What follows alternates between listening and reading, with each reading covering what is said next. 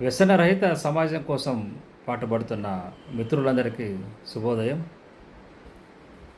మనం ఎక్కడైనా bar and రెస్టారెంట్‌లో వెళ్లి చూస్తే మనకు టేబుల్స్ వేసింటారు. టేబుల్స్‌కి ఒక నలుగురు, 6 మందో కూర్చుంటారు చుట్టూ. ఫర్ ఎగ్జాంపుల్ ఒక టేబుల్ తీసుకుందాము. నలుగురు వ్యక్తుల్లో ఒక టేబుల్ నలుగురు కూర్చున్నారంటే చుట్టూ నలుగురు వ్యక్తుల్లో ముగ్గురు మాత్రమే మద్యం చాలా మటుకు టేబుల్‌లో అలాగే ఉంటుంది. ముగ్గురు మాత్రమే మద్యం తాగుతున్నారు. మిగతా ఒక పర్సను ఏ థమ్స్ అప్, స్ప్రైట్ లాంటి సాఫ్ట్ డ్రింక్ తాగుతూ ఉంటాడు. సో, ఇక్కడ ఏంటంటే ఈ కంపెనీలకు మద్యం కంపెనీలకు రెస్టారెంట్‌లకు గానీ తీసుకుంటే ముగ్గురు నుంచి ఒక్కొక్కరి నుంచి రూ. 200 దాదాపు వస్తుంది. ఒక వ్యక్తి మాత్రం రూ. 20 ఇస్తున్నాడు. ఎందుకు? సాఫ్ట్ డ్రింక్ తాగుతున్నాడు కాబట్టి చీప్ అది. సో, మరి కంపెనీలు ఈ వ్యక్తిని కూడా ఒక 150, 200 బిల్లు పెట్టేయాలంటే కంపెనీలు లాంగ్ రన్‌లో ఎలా థింక్ చేస్తాయి, ఎంత టార్గెట్ పెట్టుకుంటాయో ఒక్కసారి ఈ వీడియోలో మనం తెలుసుకుందాం.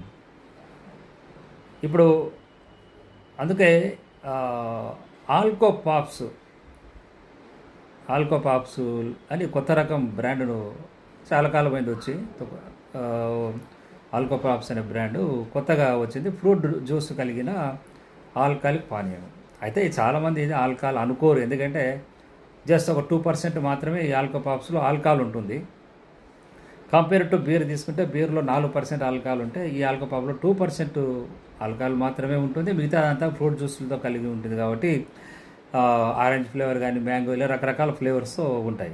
కాబట్టి వీళ్ళు మద్యపాన ప్రియులందరూ ఈ మధ్య కాలంలో ఆ సాఫ్ట్ డ్రింక్స్ వదిలిపెట్టి ఈ దాదాపు ఈ ఆల్కో పాప్స్‌కు అలవాటు పడుతున్నారు.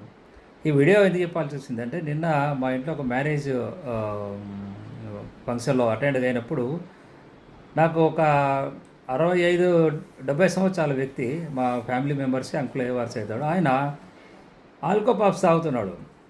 అదేంటి అంకుల్ మీకు అలవాటు లేదు కదా అంటే, అవును జయరాం అలవాటు లేదు కానీ ఏం చేయాలి, ఈ మధ్య ఏదో ఇది ఫ్రూట్ జ్యూస్ అని అలవాటు చేశారు పిల్లలు, అలా తాగుతున్నాను అని చెప్పాడు. మరి చూసారా, కంపెనీలు సక్సెస్ అయినట్టే కదా ఇక్కడ ఈ వ్యక్తిని బుట్టలో వేసుకోవడానికి. కాబట్టి మద్యం ఏ రూపంలో తీసుకున్నా, ఎంత తీసుకున్నా అది ప్రమాదమే. ఇటువంటి కంపెనీల ఉచ్చుల్లో మీరు పడొద్దండి. సో, వ్యసనాలను ఎంత దూరం పెట్టగలిగితే అంత మంచిది. చివరకు నష్టపోయేది ఎవరండి? కష్టపడి సంపాదించుకునే డబ్బంతా మనం లాస్ అయిపోతున్నాం. సో, తద్వారా మనం చివరి కుటుంబానికి రకరకాల రోగాలతో చనిపోతున్నారు. కాబట్టి వ్యసనాలను ఏ రూపంలో అయినా మనం స్వీకరించవద్దు. వాటిని ఎంత దూరం పెట్టగలిగితే అంత మెరుగైన సమాజాన్ని మనం